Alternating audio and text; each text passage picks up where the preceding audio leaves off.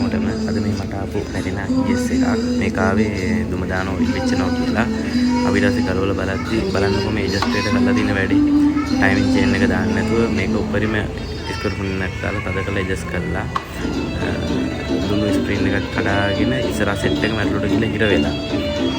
ඇත්තට මෙහෙම කරන්න බෑ පැටර්න් ES එක පොඩි ප්‍රමාණයේ ඇඩ්ජස්ට් වෙන්න තියෙන්නේ. ඒජ් ප්‍රමාණය ඇඩ්ජස්ට් වෙනවා මේ වගේ වැඩ කරන්න එපා ඉතින්. මෙයා මේ බයික් එක කරන් තින්නේ ළඟදී.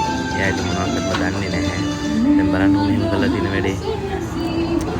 මේ කස්ටමර් දැන් ඉතින් ලොකු වියදමක් ඉතින්.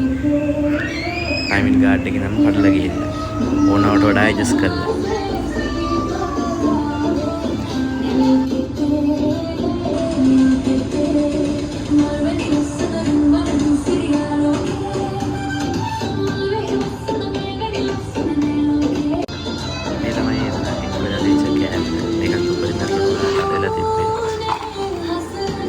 මේ වගේ වැඩ කරන්න එපා ඉතින්.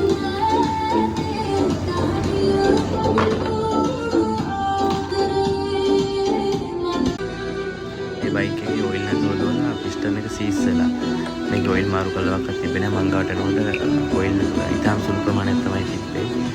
දැන් අපි මේක වීඩියෝ ඉතින් හරියටම හදනවා. හදලා වීඩියෝ එකක් දාන්න.